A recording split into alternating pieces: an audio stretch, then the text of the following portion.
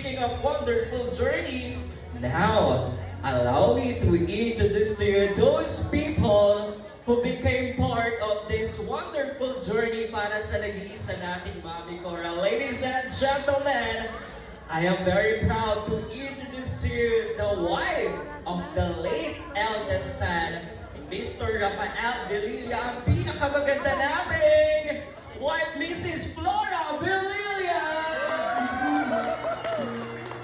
It's not a secret I try to hide. Ladies and gentlemen, a round of applause to Mrs. Flora Velilla.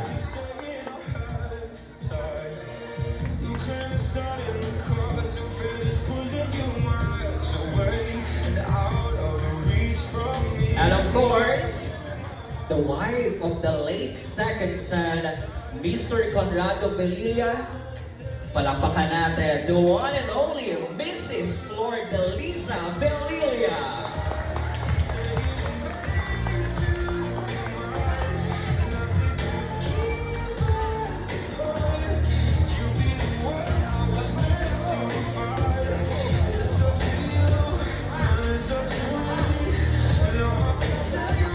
And of course, our very